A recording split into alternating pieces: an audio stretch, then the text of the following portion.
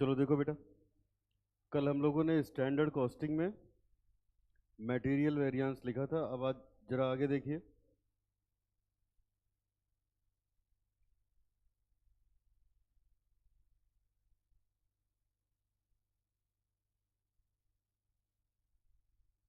कुछ होमवर्क दिया था बेटा मैंने? 4 और 9 हुआ तुम लोग से? 9 नहीं हुआ। चलो 9 हम कराते हैं।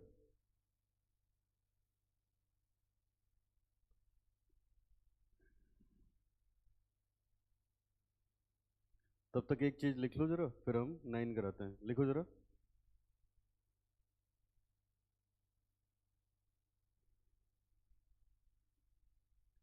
लिखो concept number 4।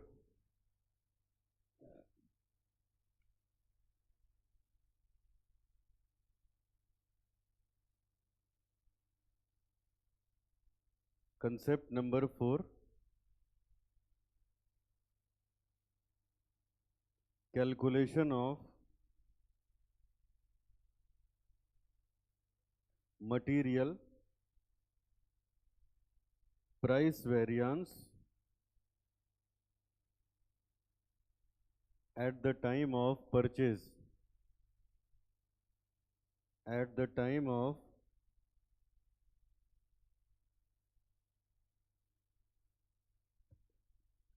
purchase.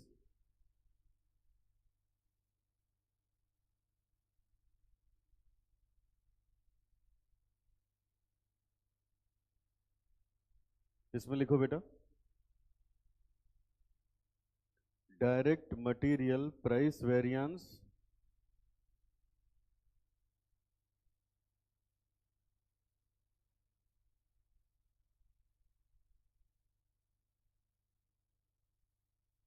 equals to M3 minus M4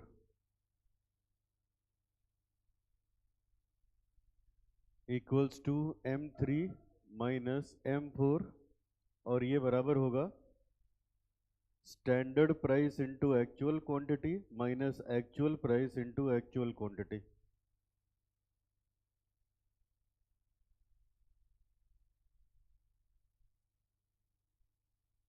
here AQ equals to actual quantity consumed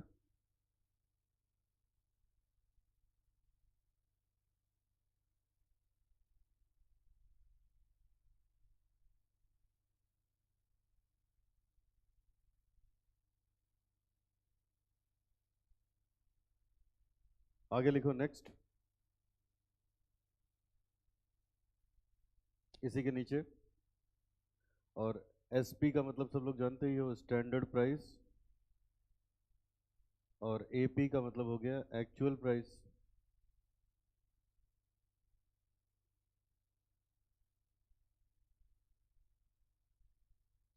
आगे लिखेंगे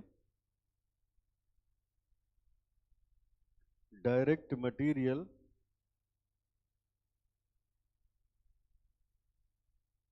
प्राइस वेरिएंस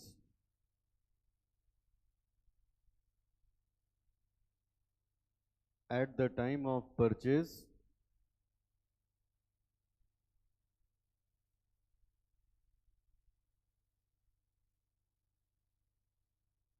ये बराबर होगा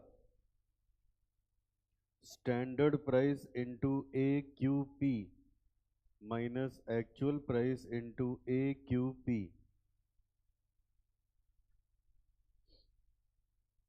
यहाँ पे AQP का मतलब है एक्चुअल क्वांटिटी परचेज्ड।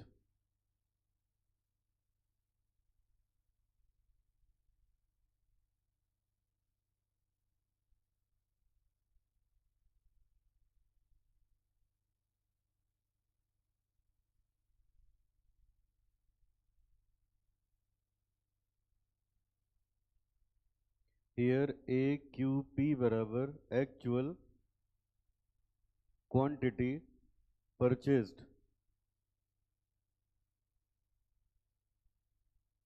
आगे लिखना, if question is silent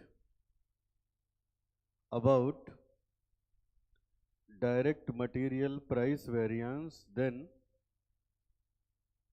we shall always calculate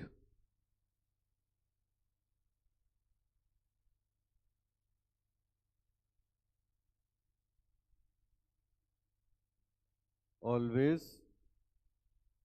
calculate direct material price variance using actual quantity consumed.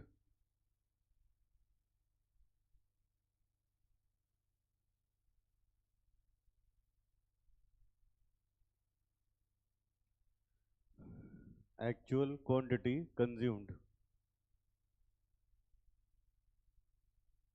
लिख लिया? अब इधर देखो सामने।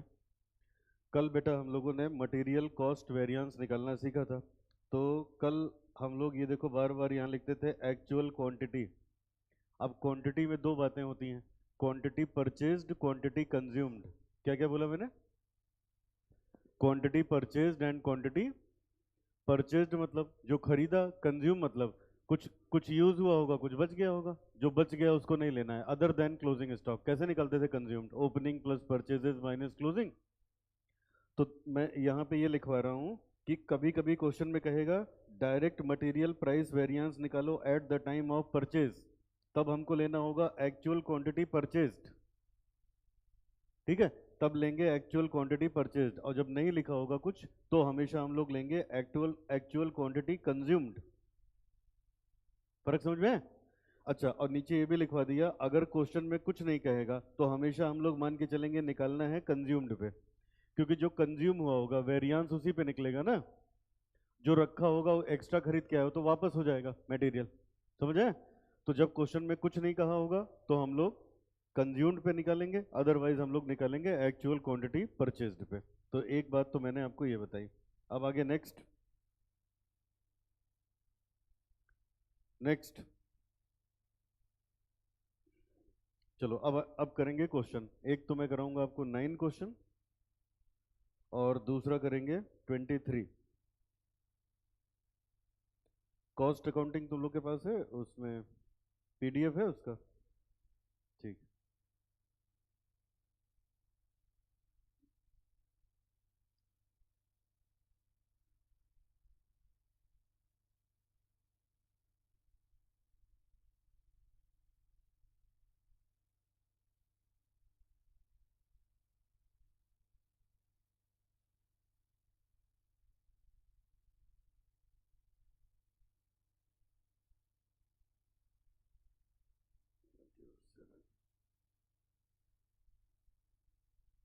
चलो देखो, सबसे पहले क्वेश्चन नंबर 9 में तुम लोग को प्रॉब्लम आ रही थी, और उसके बाद ये वाला। चलो 9 ये रहा, देखो सामने क्वेश्चन नंबर 9।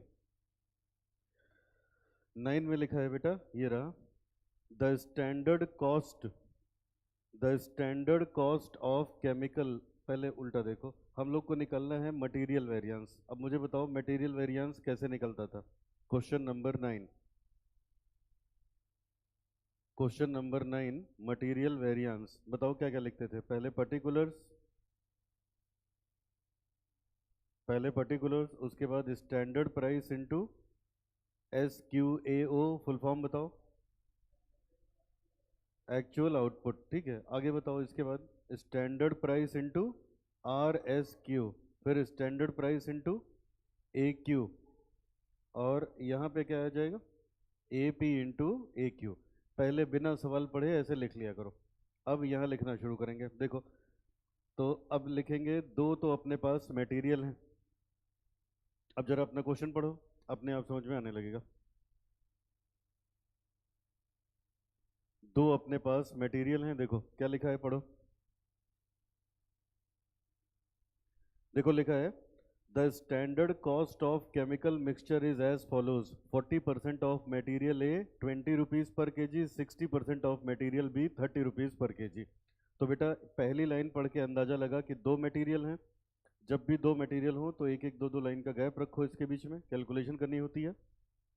अब देखो मिला क्या, ये पढ़ो, मटेरियल ये 20 रुपए किलो और ये 30 रुपए किलो, तो हमें मिल गया इसका प्राइस ₹20, ₹30, ₹20, ₹30। जो मिलता जाए लिखते जाओ, अपने आप क्वेश्चन आसान लगने लगेगा। आगे बढ़ो, कह रहे हैं the standard loss is 10% input is expected in the production, the cost for the period showed the following figure. क्या क्या, 90 kilogram of material A at 18 per kilogram. बेटा इन्होंने इन्होंने 90 kilogram of material A use किया 18 रुपए में। 18 रुपए में कैसे पता चला, ये एक्चुअल है, यहाँ लिखा है ना the cost for the period, एक पीरियड का खर्चा कुछ इस तरीके से है। और 110 किलो मटेरियल बी का 34 रुपए में। अच्छा, 110 किलो मटेरियल बी का 34 रुपए में इन्होंने यूज किया। आगे बढ़ो, ये है द क्वांटिटी प्रोड्यूस्ड वाज 182। ठीक है, वो अभी देख लेंगे। अब यहाँ देखो, मुझे एक्चुअल क्वांटिटी मिल गई, तो यहाँ हम एक्चुअल क्वांटिटी लिख सकते हैं, यहाँ हम एक्चुअल क्वांटिटी लिख देंगे। अब जब भी देखोगे कोई सा भी क्वेश्चन, आधा तो आपको ऐसे मिल जाएगा। हमेशा यही दो चीज फंसता है, SQAO और RSQ। ठीक है, इतना लिखो, हमेशा ये दो चीज। PDF सबके पास है इसका मॉड्यूल का?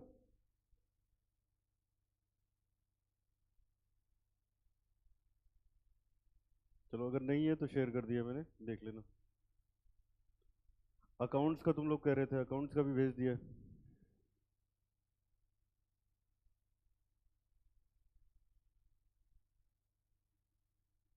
ठीक है, अब देखो बेटा, ये लिखने जा रहे हैं। हमेशा जब भी बेटा हम लोगों से गलती होती है तो यही गलती होती है, इस पे ध्यान रखोगे तो कोई चीज़ गड़बड़ नहीं होने पाएगी। अब आइए देखिए, ये क्या चीज़ है देखते हैं जरा। RSQ और SQAO क्या है, बोलो सब बच्चे, what is SQAO? Standard quantity for actual output. ठीक है, इसके लिए हम लोग हमेशा बनाएंगे वर्किंग नोट। अब असल में इसमें दिक्कत, चलो अब नीचे वर्किंग नोट बनाओ। इस देखो अब क्या क्या करना है, इधर देखो सामने, पहले तो इसको सॉल्व करेंगे, इसका टोटल लगेगा सबका, फिर नीचे M1 माइनस M4 करके 4-5 लाइन की जरूरत पड़ेगी, तो उतना छोड़ के उसके बाद तब वर्किंग नोट बनाओ। Working note number 1, calculation of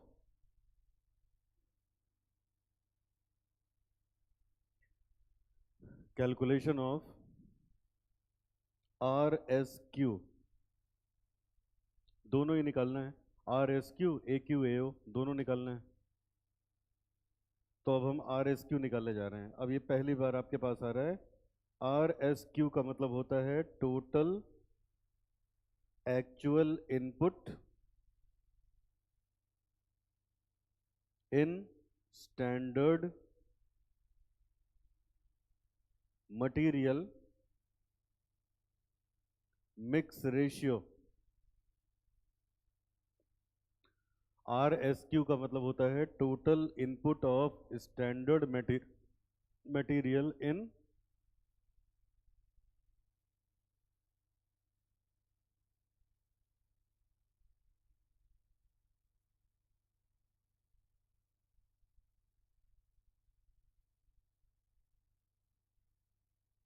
ठीक है, देखो अब जरा इसका क्या मतलब हुआ, सब बच्चे स्क्रीन पे देखो।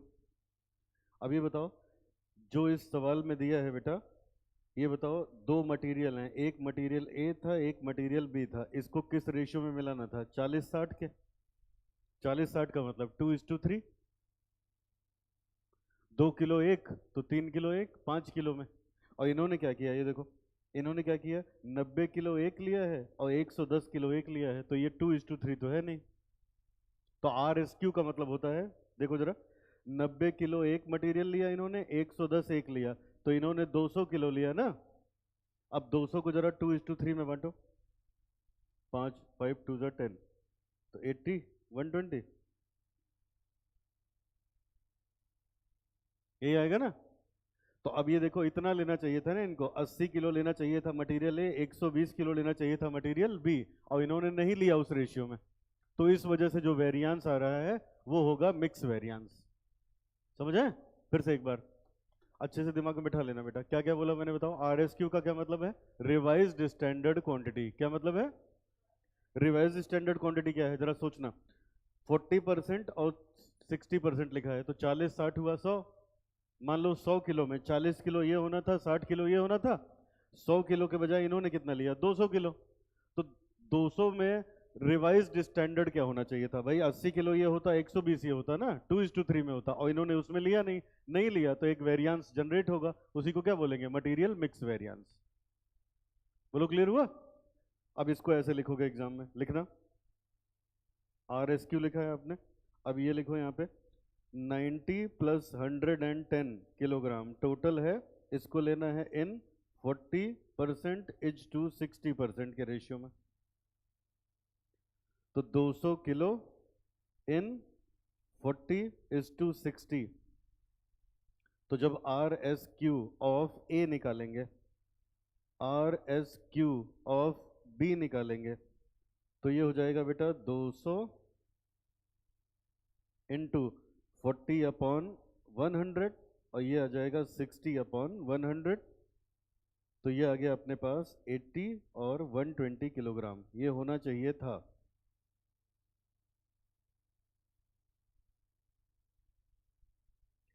एट्टी एंड 120 होना चाहिए था।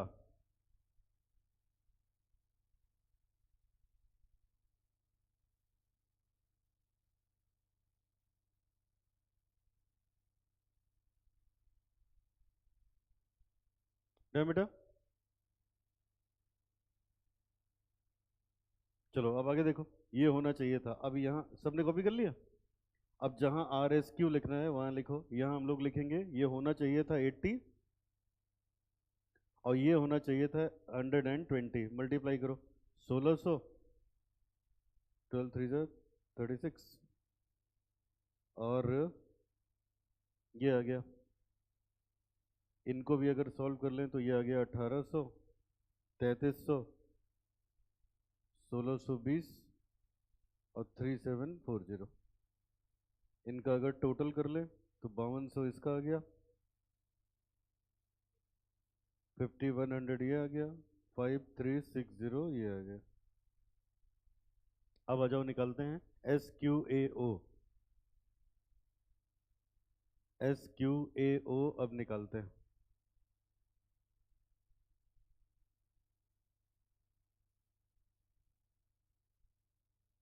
हमेशा इसको आप वर्किंग नोट बना के निकालेंगे। आगे बढ़े, चलो अब आ जाओ दूसरा working note, calculation of SQAO। Calculation of SQAO।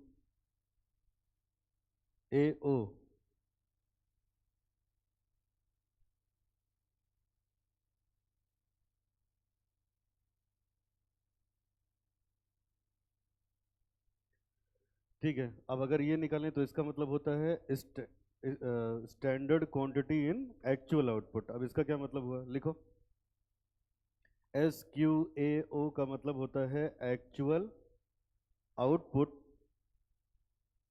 Multiplied by budgeted input for 1 unit output.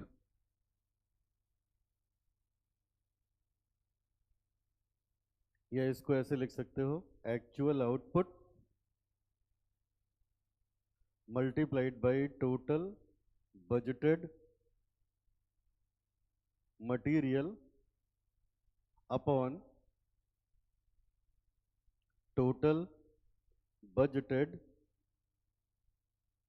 Unit output.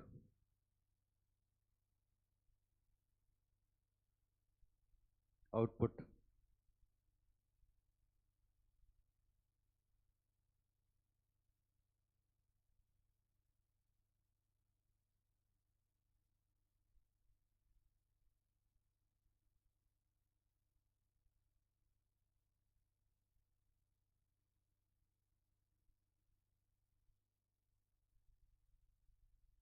हो गया बेटा।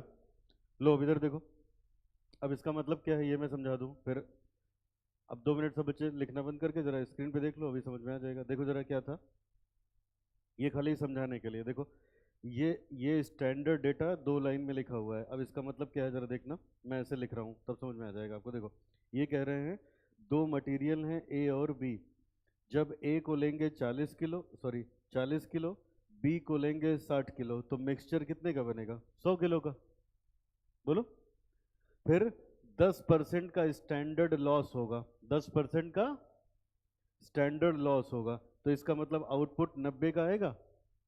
तो बात ये हुआ ना, 90 के लिए ये चाहिए 40, 90 के आउटपुट के लिए कितना चाहिए? 40 चाहिए। तो ये देखो यहाँ आउटपुट हुआ है 182 का, तो 182 के लिए कितना चाहिए, हम लोग ये निकालने जा रहे हैं। समझ आए? फिर से एक बार, फिर से एक बार समझ में आया कि नहीं? फिर से बताएं बेटा, पूछो। ए कितना लेना था? 40 किलो। बी कितना लेना था? 60 किलो। मिक्सचर कितने का बना? और स्टैंडर्ड लॉस कितना होना चाहिए? स्टैंडर्ड लॉस क्या होता है? नॉर्मल लॉस क्या होता है? हाँ, जितना लॉस होना चाहिए, है ना। जैसे ये स्ट्रक्चर बनना है तो लकड़ी कैसे, जैसे टेलर कपड़े सिलता है तो काटता है ना, गलत काट देगा तो कपड़ा वेस्ट हो जाएगा। समझ आया ना। और सही सही काटेगा, इसीलिए ब्रांड्स क्या करती हैं, लेजर कटिंग कराती हैं। लेजर मशीन काटेगी तो गलती होगी ही नहीं, तो उससे वेस्टेज कम निकलती है। एक भी कैंची इधर उधर टेढ़ी हुई तो वेस्टेज हुआ ना, फिर उसको शेप देने के लिए। समझ में आई बात? ठीक है। तो अब इसको बोलते हैं, ये स्टैंडर्ड लॉस कितना होना चाहिए था? 10% का। और ये देखो इनने तो 90 किलो, ये 110, 200 किलो का मटेरियल लगाया, और 200 में 10% लॉस होता तो 20 किलो का लॉस होना था। इनका तो 18 किलो का ही हुआ, क्योंकि आउटपुट कितना निकाल दिया? 182। आना कितना चाहिए था? 180। तो अब हम यहां देखेंगे कि, यहां देखेंगे बेटा, जो स्टैंडर्ड आउटपुट हुआ उसके लिए कितना पैसा, कितना, ये देखो क्या लिखा है, एस क्यू ए का मतलब एक्चुअल आउटपुट। सब बच्चे देखना, एक्चुअल आउटपुट कितना हुआ? 182 किलो। लिखना नहीं भी, समझना। और यहां देखेंगे budgeted input for 1 unit output, एक आउटपुट के लिए, एक यूनिट बनाने के लिए कितने का इनपुट करना चाहिए था। तो यहां यही तो है, 90 के आउटपुट के लिए ए लगेगा 40, तो एक के लिए कितना लगेगा? 40/90। 90 के आउटपुट के लिए बी लगेगा 60, तो एक के लिए कितना लगेगा? 60/। तो अब यही करेंगे, जब मुझे ए का निकालना होगा तो इसको मल्टीप्लाई कर देंगे, क्या था यहाँ पे, 40/90 से, 40/90 से। और जब मुझे बी चाहिए होगा तो इसी को मल्टीप्लाई कर देंगे, 182 को 60/90 से, निकल के आ जाएगा। कॉपी कर लो। 80.88, 121.33।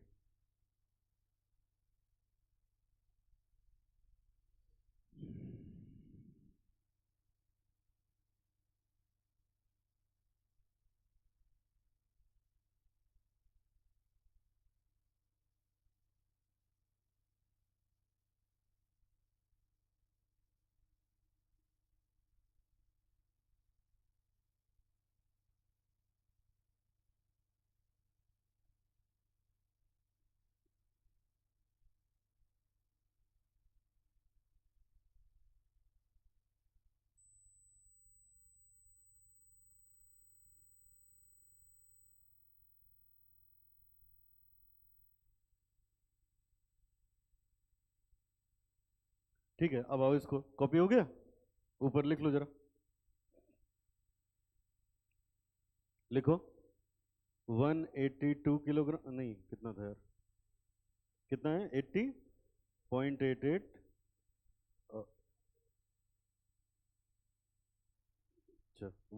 121.33। सॉल्व कर लो, देखो कितना आता है।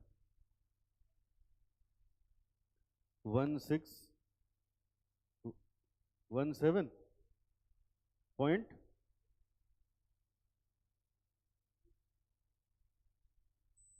और ये आएगा 3640। टोटल कर दो, कितना आ गया? 52, हाँ, पॉइंट 5।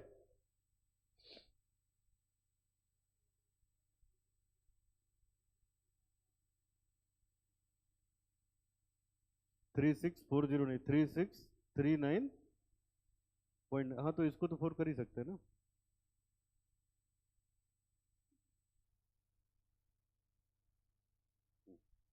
ठीक है, अब सुनो, अब ये पहला वाला हो जाता है M1, ये वाला हो गया M2, ये वाला हो गया M3, ये वाला हो गया M4। अब यहाँ निकालो direct material cost variance, exam में पूरा लिखना है M1 minus M4। Direct material usage variance, direct material usage variance M1 minus M3। Direct material price variance M3 minus M4। Direct material yield variance ये हो जाएगा M1 माइनस M2। तो M1 में से M4 घटाओगे तो माइनस में आएगा, 102 point कुछ आएगा। एडवर्स M1 माइनस M3 ये भी माइनस में ही आएगा।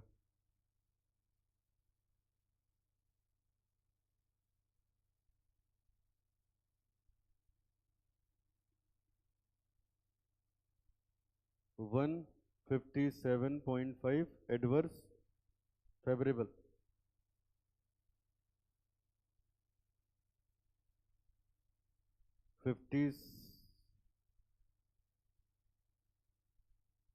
M3 माइनस M4 कितना है? M3 माइनस M4 260, और ये एडवर्स आएगा, और ये वाला 57.5 फेवरेबल।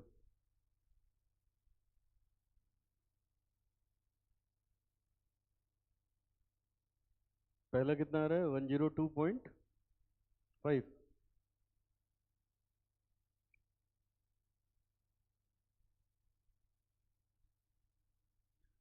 कल वाली क्लास मिली थी बेटा ऑनलाइन स्टूडेंट्स? कल वाली क्लास मिली थी C inter online students?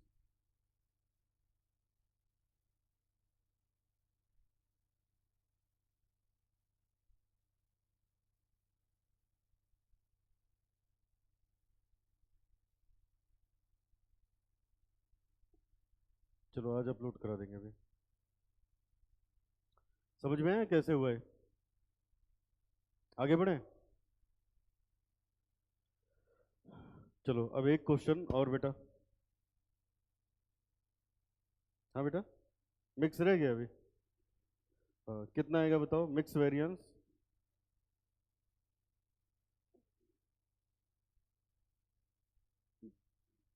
Direct material mix variance 100 आएगा। क्या हो जाएगा? M2 minus M3 favourable. Exam में ऐसे प्रेजेंटेशन करनी है, पहले पेज पे ये सब, दूसरे पेज से ये सब। चलो अब आगे लिखो नेक्स्ट। अगला क्वेश्चन करेंगे 23 पे, आ जाओ फटाफट। और 23 में 100 करेक्ट है बेटा सृजना। चलो अब 23 में आ जाओ। 23 में निकालना है purchase variance, question number 23।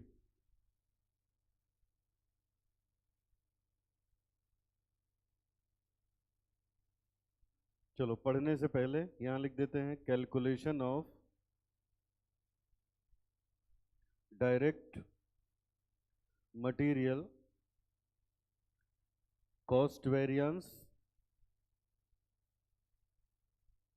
Particular, बताओ क्या क्या?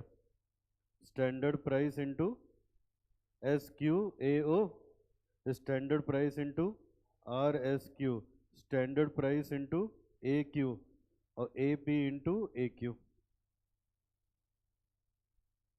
ठीक है, अब आओ सवाल पढ़ते हैं। मेरे हिसाब से इसमें 3 मटेरियल होना चाहिए। 23 वाले में 3 मटेरियल होना चाहिए।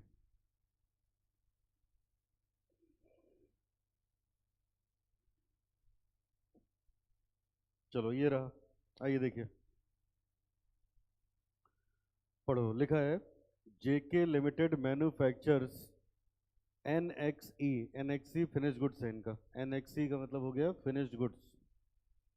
By mixing 3 raw material, 3 raw material मिला के तब इनका बनता है फिनिश्ड गुड्स। अच्छा आगे पढ़ो।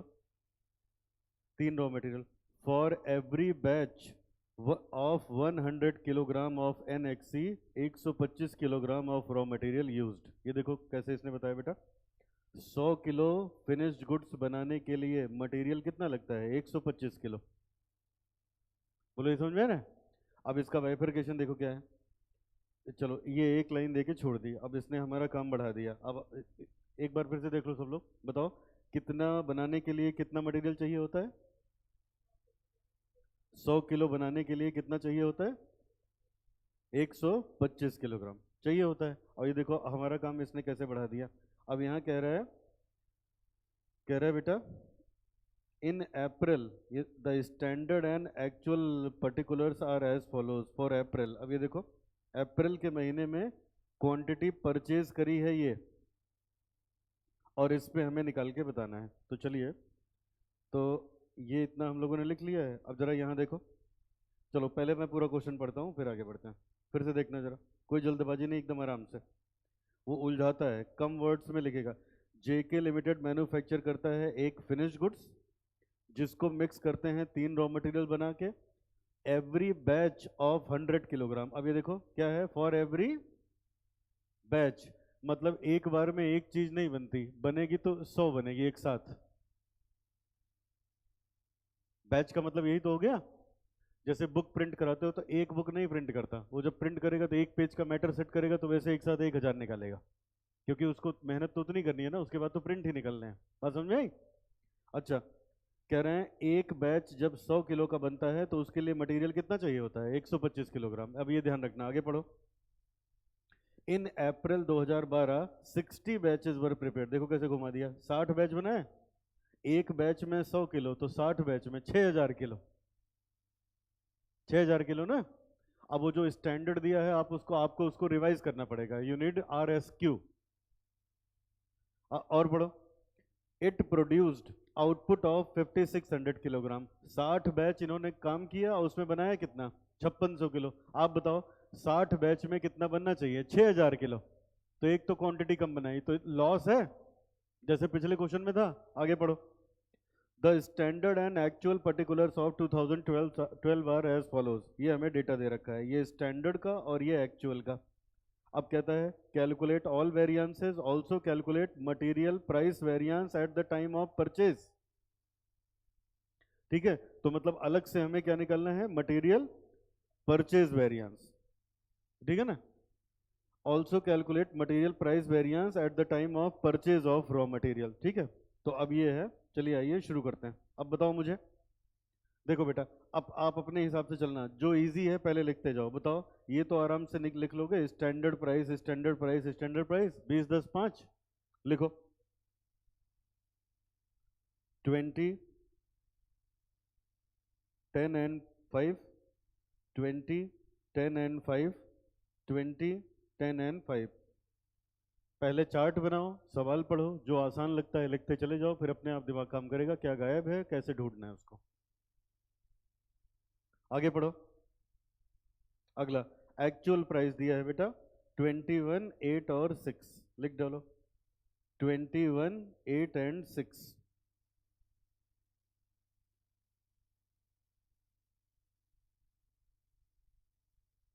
21 8 एंड 6, ये हो गया।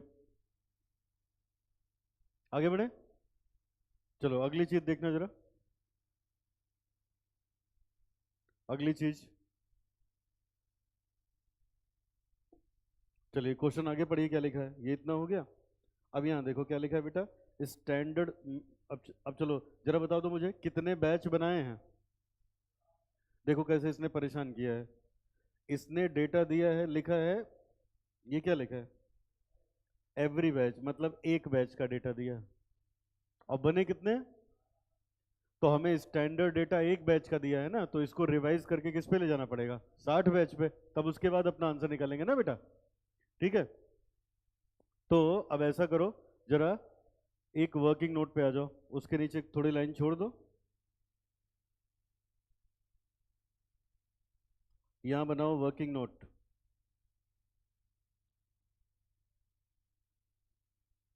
Working note,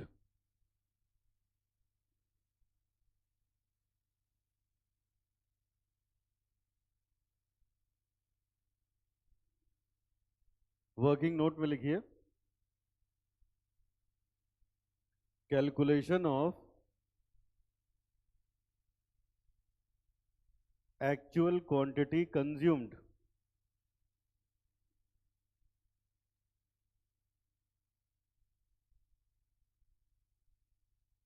calculation of actual quantity consumed.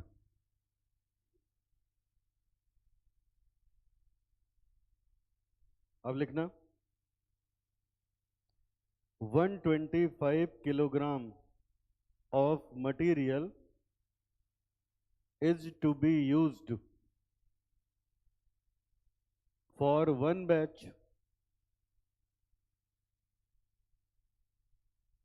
एक बैच के लिए 125 किलो मटेरियल यूज करना चाहिए। So for 60 batch total material to be used, ये कितना हो जाएगा बेटा? 60 batch multiplied by 125 kilogram, 7500 kilo. तो इसका मतलब ये हुआ कि 125 किलोग्राम, सॉरी 60 बैच बनाने के लिए यूज होना चाहिए 7500 kilogram.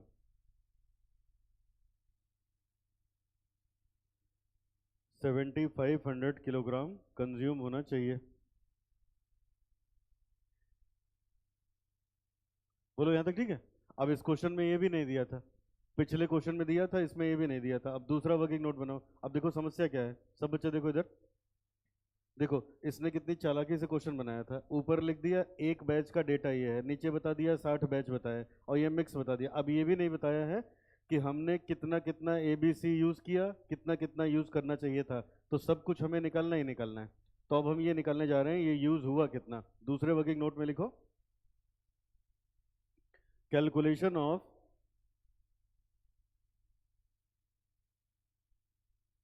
Actual quantity consumed product wise. Calculation of actual quantity consumed product wise. तीन प्रोडक्ट हैं आपके पास, एक है बी, एक ए, बी और सी। और ये देखो टोटल मटेरियल इन्होंने लगाया है 7500 किलो, तो टोटल तो इतना ही लगा होगा। क्वेश्चन में दिया नहीं है तो हम मान के चलेंगे जितना लगना था उतना लगा। अब एक मिनट इधर देखो जरा स्क्रीन पे, सब बच्चे स्क्रीन पे देखो, बताओ स्टैंडर्ड मिक्स क्या था? अगर 100 किलो, अगर 100 किलो मटेरियल आएगा तो 50% ये होगा, 30% ये होगा, 20% ये होगा, ये था ना। और इन्होंने स्टैंडर्ड क्या किया, 100 किलो में 60 ये लिया, 20 ये लिया, 20 ये लिया, लिया। तो ये जो 7500 किलो लगा है इसमें 60% इन्होंने इसको लिया होगा, 20% इसको लिया होगा, 20% इसको लिया होगा। समझ में आ रही बात की नहीं? देखो कितना है, 4500 किलो, 1500 1500,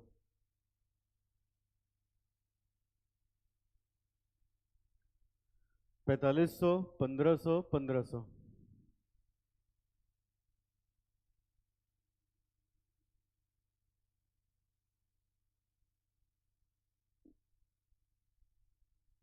ठीक है, अब इसको आओ लिखो, हटा दो इसको, यहाँ आओ लिखो। अब आपको मिल गया AQ, जहाँ AQ लिखना है लिख दो वहाँ।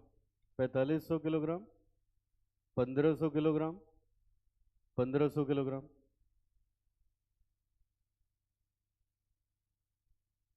4500, 1500, 1500।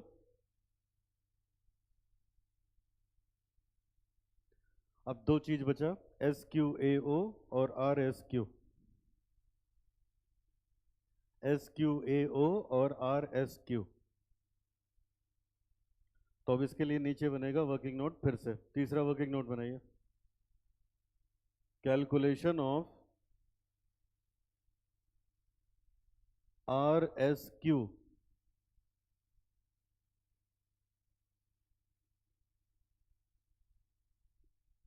RSQ का मतलब अभी बताया था मैंने, total actual quantity consumed in standard mix ratio. इसका मतलब हुआ total actual quantity consumed,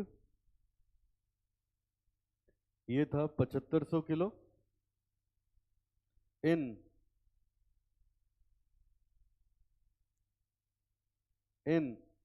standard mix ratio. अभी क्वेश्चन में पढ़ा था 50, 30 और 20 का रेशियो था।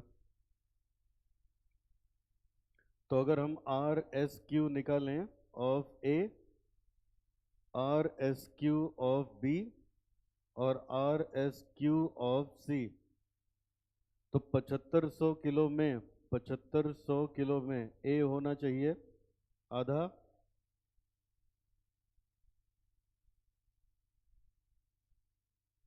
बी होना चाहिए उसका 30%, सी होना चाहिए उसका 20%। कितना बेटा? 3750, 2250 और 1500।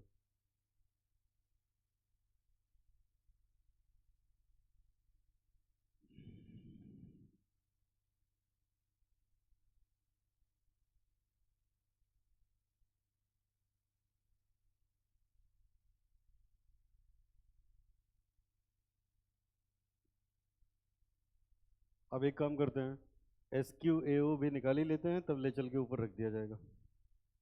तो मैं चौथा वर्किंग नोट बनाने जा रहा हूँ, calculation of S Q A O. S Q A O का मतलब होता है एस क्यू ए ओ का क्या मतलब हुआ? ठीक है, ये फुल फॉर्म हुआ। उसका मतलब हुआ actual output multiplied by budgeted input for 1 unit output. ये याद रख लो, कभी गड़बड़ नहीं होगा। तो अब इसके आगे लिखो actual output multiplied by budgeted input for 1 unit of output. एक यूनिट आउटपुट के लिए कितना इनपुट चाहिए? तो अब निकाल लेते हैं एस क्यू ए ओ, सबका अलग अलग, ए का, बी का और सी का। तो बेटा 5600 किलोग्राम का इन्होंने आउटपुट किया था, 60 बैच बना के उसको बनाना चाहिए था 6000 किलो, उसने बनाया था 5600 किलोग्राम। और इसको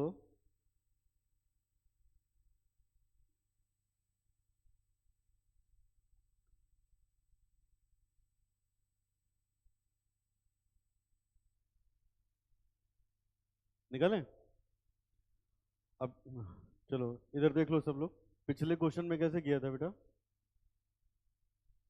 देखो पिछले क्वेश्चन में कैसे किया था, अभी कैसे समझाया था मैंने? 90 के लिए 40 चाहिए, तो एक के लिए कितना, उसी से मल्टीप्लाई कर दो। तो वैसे अब यहाँ इसमें दिमाग लगाओ, यहाँ क्या लिखा था? यहाँ पे उसने क्या लिखा था? 50 किलो एक चाहिए, 30 एक चाहिए, 20 एक चाहिए, तो मतलब 100 किलो का मिक्सचर बनता। और शायद लॉस नहीं दिया इस क्वेश्चन में, नहीं है ना? तो इसका मतलब लॉस होना ही नहीं चाहिए था, लॉस होना ही नहीं चाहिए था। तो इसका मतलब ये हो गया बेटा कि 100 किलो के लिए लगता है 150, 100 किलो बैच के लिए कितना लगता है? 125। तो एक के लिए कितना लगता है? 125 डिवाइडेड बाई 100। लेकिन रुक जाओ, अभी बात खत्म नहीं हुई, देखो ये, लेकिन इसमें ए बी और सी तीनों है ना, तो ए का होगा 50%, बी का होगा 30% और सी का होगा 20%। हाँ, तो ऐसे लिख देंगे ना बेटा, डिवाइड क्यों करें? 125 divided by 100, 125 divided by 100, 125 divided by 100। इसका कर दो 50%, इसका कर दो 30% और इसका कर दो 20%। ठीक है? कुछ न समझ में आए तो पूछते चलना है, न वरना रिवीजन करोगे घर पे परेशान हो गया ना यार। एक एक चीज रिलेट करते हुए कहाँ से फिगर आ रही है कौन सी?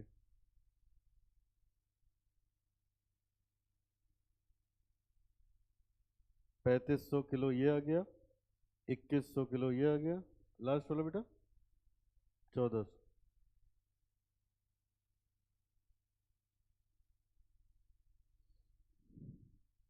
अब इसको ले चल के लिख दो मेन फॉर्मेट में।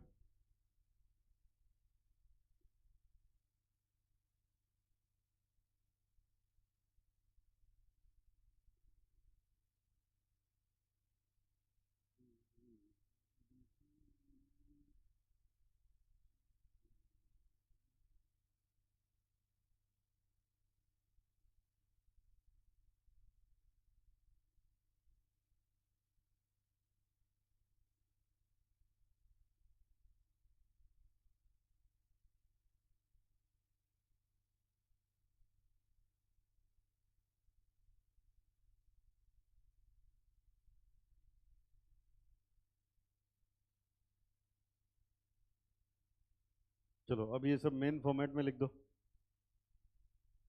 तो अब ये आ गया था SQAO कितना, 3500, ये वाला 2100, 1400।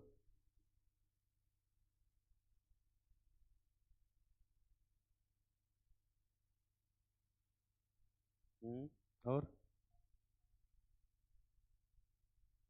1500।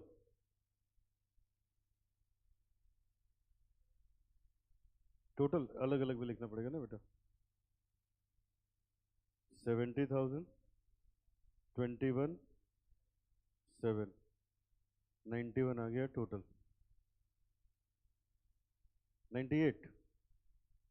ये हो गया M1। चलो ये बताओ, 75,000, 22,500, 7,500 टोटल बेटा 1,05,000। ये हो गया M2। फिर ये तो सीधे सीधे 90,000 हो गया। फिर 45, नहीं बेटा 15,000 है। और ये 7,500, 1,00,000। हम्म, और ये आ गया हम लोग के पास 94,500, 12,000, 9,000।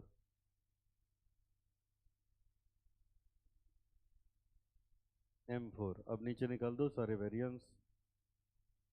Direct material cost variance, direct material usage variance, direct material price variance, direct material yield variance, direct material mix variance. M1 minus M4, M1 minus M3, M3 minus M4, M1 minus M2, M2 minus M3।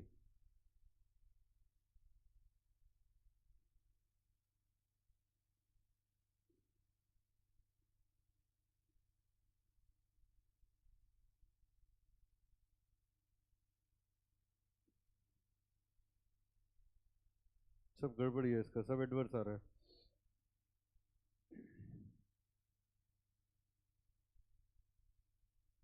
अच्छा अब अपना दिमाग लगाओ, बताओ हमने क्या use किया, actual quantity consumed या एक्चुअल क्वांटिटी परचेज्ड? सब बच्चे जरा इस पे दिमाग लगाओ, क्या हम लोगों ने यूज किया बेटा एक्चुअल क्वांटिटी कंज्यूम्ड या एक्चुअल क्वांटिटी परचेज्ड?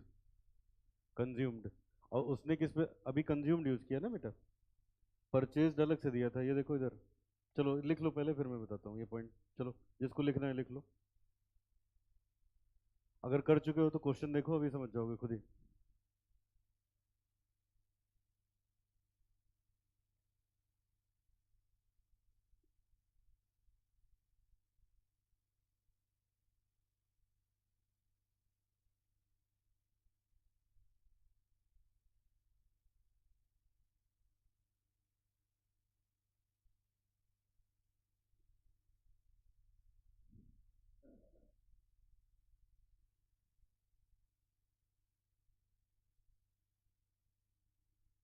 डन बेटा।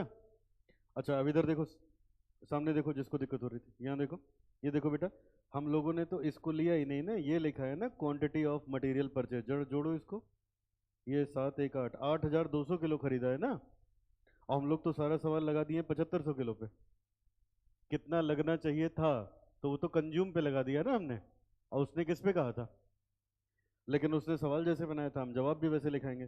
देखो पहले लिखा है कैलकुलेट ऑल वेरिएंसेस, तो निकाल दिया ऑल वेरिएंसेस, और भी कंज्यूम्ड पे। अब फिर लिखा है ऑल्सो कैलकुलेट प्राइस वेरिएंस, तो इसको अलग से निकाल देंगे, समझ आए?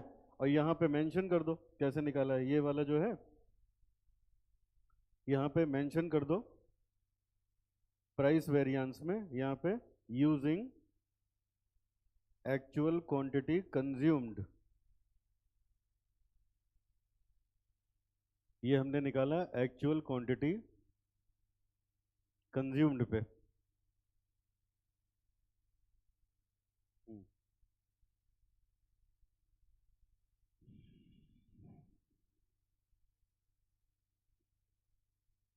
चलो अब नीचे लिखो direct material price variance at the time of purchase,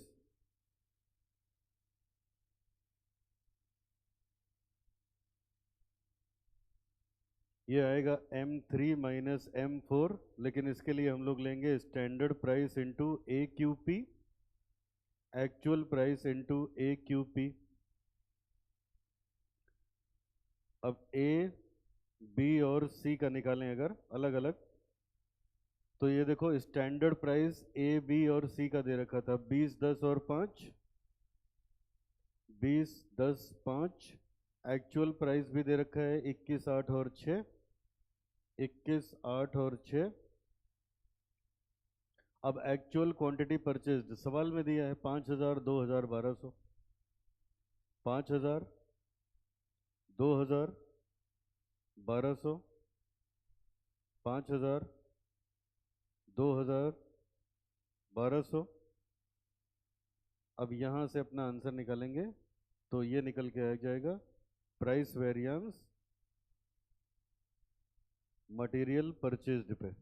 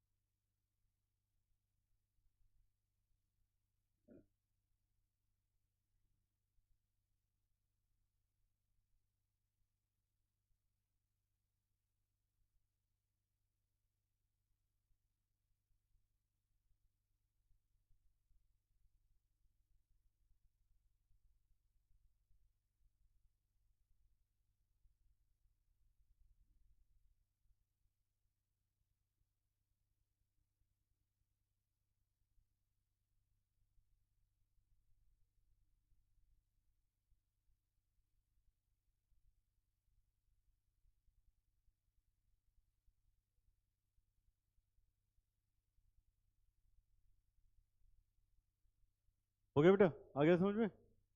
आगे लिखो, लिखो बेटा, कंसेप्ट नंबर होगा 5।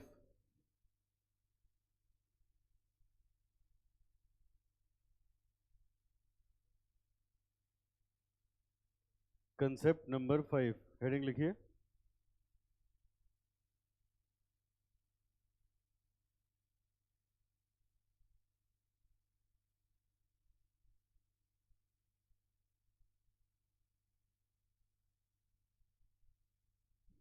इसका नाम है बेटा alternative approach to calculate direct material yield variance.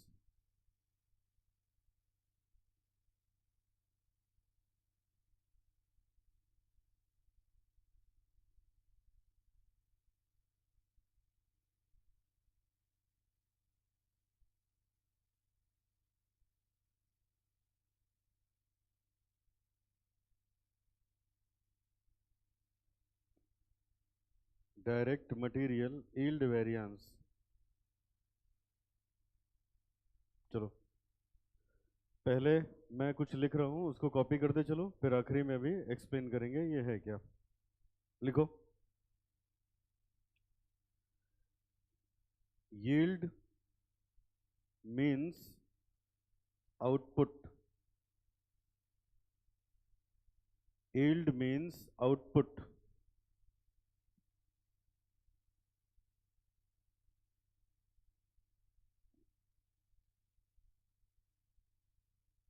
आगे लिखो, यील्ड का मतलब हुआ आउटपुट, और आउटपुट होते हैं दो।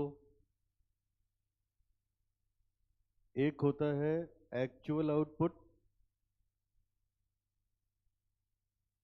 एक होता है expected output.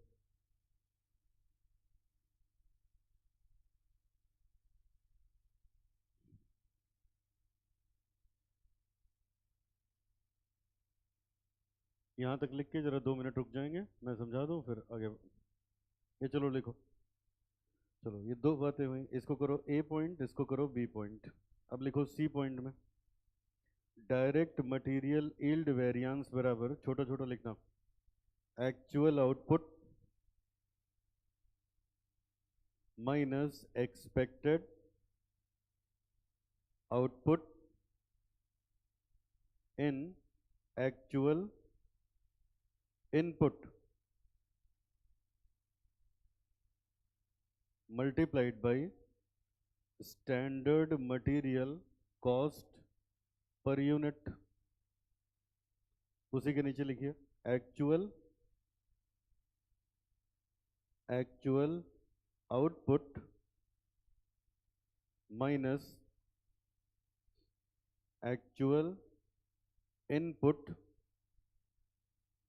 Divided by budgeted input for 1 unit of output multiplied by total standard material cost upon total actual output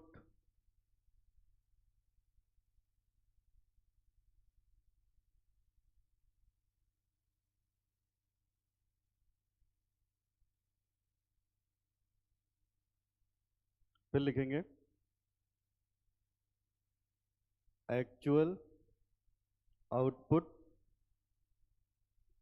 minus actual input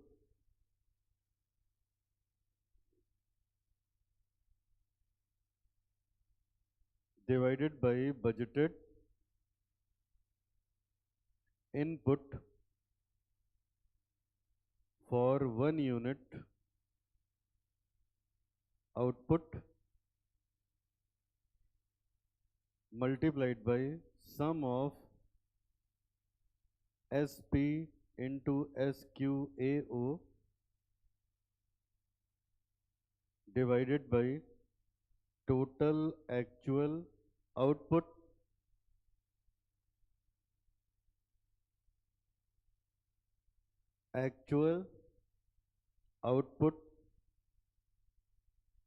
minus actual input upon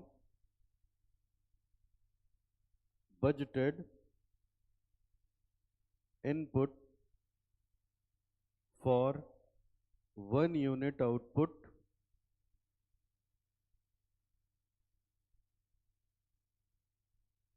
multiplied by sum of M1 upon total actual output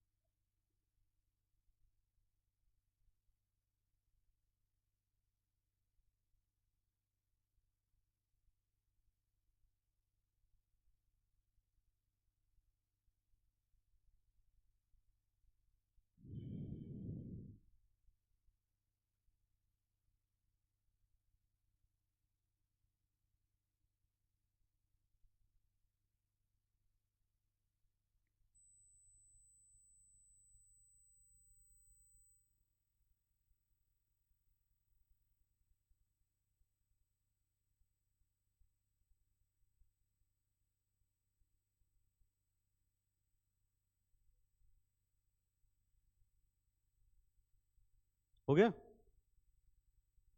इधर देखो अब सामने,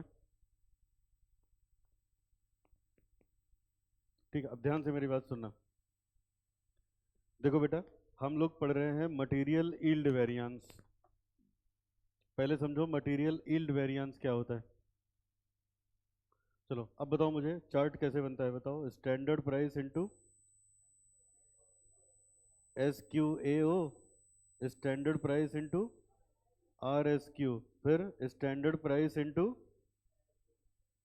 actual quantity, और फिर क्या लिखते हो, actual price into, ठीक है। अब अब देखो क्या है बेटा, इसमें से जब आप इसको माइनस करते हो तो मटेरियल कॉस्ट वेरिएंस आता है, मटेरियल कॉस्ट वेरिएंस आता है। फिर देखो जब यहाँ से इसको माइनस करते हो तो मटेरियल प्राइस वेरिएंस आता है। फिर यहाँ से जब इसको माइनस करते हो तो मटेरियल यूसेज वेरिएंस आता है। यहाँ से इसको माइनस करोगे तो मटेरियल यील्ड वेरिएंस आएगा। यहाँ से इसको माइनस करोगे मटेरियल मिक्स वेरिएंस आएगा, ठीक है, मिक्स वेरिएंस आएगा। पहले बताओ इतनी बात समझ में आ रही है। अब देखो सुनो, हम बात कर रहे हैं मटेरियल यील्ड वेरिएंस की, हम इसकी बात कर रहे हैं, मटेरियल यील्ड वेरिएंस। अब सुनो, ये वेरिएंस क्यों आता है, क्योंकि जब बजट बनाया था तो दाम कुछ और था, और जब वाकई में मटेरियल खरीदने गए तो प्राइस चेंज हो गया, इस वजह से आता है ये। अच्छा, अब आगे बेटा, ये क्यों आता है, क्योंकि जिस रेशियो में मिक्स करना था उस रेशियो में मिक्सिंग नहीं करेंगे तो उसकी वजह से क्या आ जाएगा, मटेरियल मिक्स वेरिएंस आ जाएगा। अब यहाँ आओ, मटेरियल यील्ड वेरिएंस क्या होता है। यील्ड वेरिएंस ये होता है, अभी आज ही एक सवाल लगाया बेटा, उसमें ऐसे नहीं था, 40 यूनिट मटेरियल ए की 60 यूनिट बी की मिलाओगे तो 100 का आउटपुट आएगा, 10 का नुकसान होकर 90 बनना चाहिए। याद आ रहा है। तो देखो इसका मतलब इस 90 को बोलते हैं एक्सपेक्टेड आउटपुट। क्या बोलते हो, और उसमें 90 नहीं आया था, कुछ और आया था। तो जो आया था वो था एक्चुअल आउटपुट, जो आया था वो क्या था बेटा, एक्चुअल आउटपुट था। ये देखो ये कि 90 के लिए हमें 40 लगाना चाहिए ना।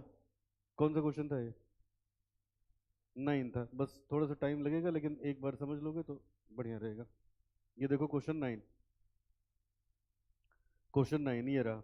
अब ये देखो क्वेश्चन 9 में क्या लिखा था, 9 में लिखा था 40 यूनिट मटेरियल ए की और 60 यूनिट बी की जब मिलाएंगे तो 10 का नुकसान होगा, तो इसका मतलब आउटपुट कितना आएगा, 90। वो उसको बोलते हैं एक्सपेक्टेड आउटपुट। क्या बोलते हो, तो इसका 10% का नुकसान होना चाहिए ना। और इन्होंने क्या किया, 90 किलो मटेरियल ए मिलाया, 110 किलो मटेरियल बी मिलाया, तो 200 किलो बना।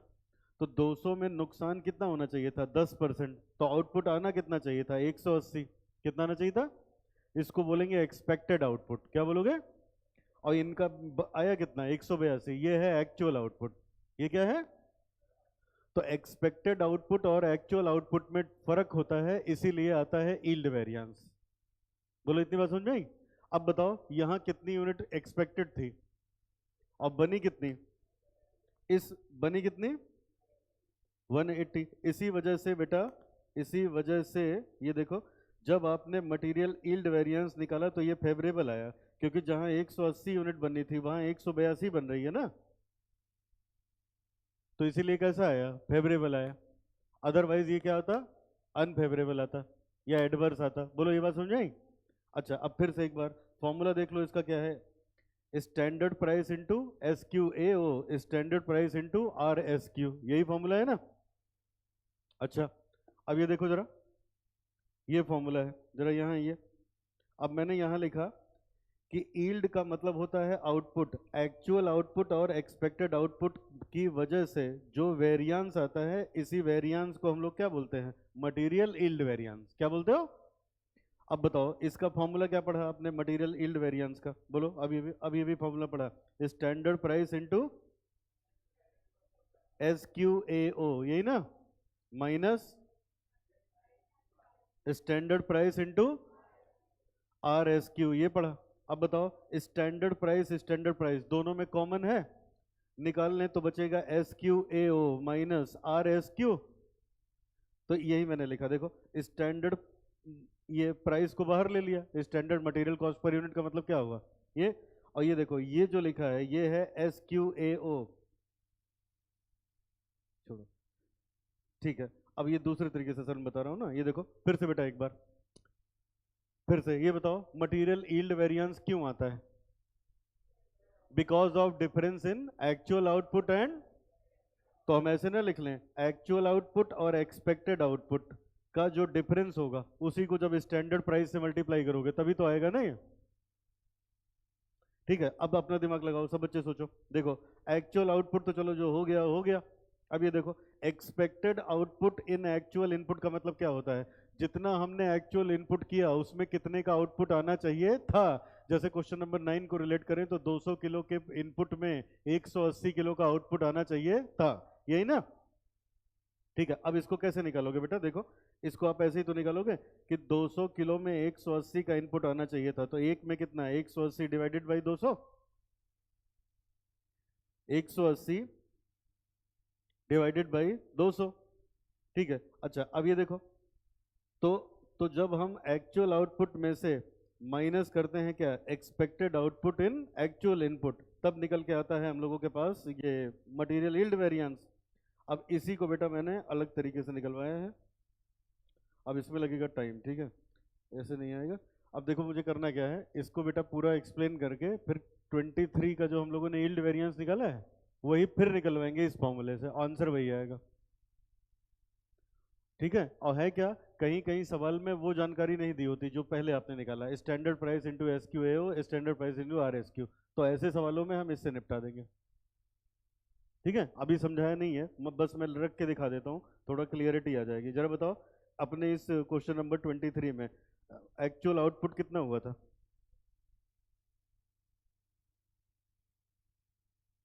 5600। ठीक है, और ये देखो इनपुट कितने का हुआ था? 7500 किलो का था। और ये देखो, 100 किलो बनाने के लिए 125 का इनपुट करते थे ना, तो ये 1.25 हुआ, और टोटल एक्चुअल आउटपुट हुआ है 5600 का, 5600 का। और ये सम ऑफ M1 का जो टोटल आया था कितना? 98,000। अब यही बस मुझे प्रूव करके दिखाना है, अब इसको खुद से अभी क्लास के बाद सॉल्व करके देख लेना, आएगा वही 7,000। यही मैं अगली क्लास में प्रूव करा के फिर आगे बढ़ेंगे। चलो अब आज यहीं तक। आएगा ही बेटा।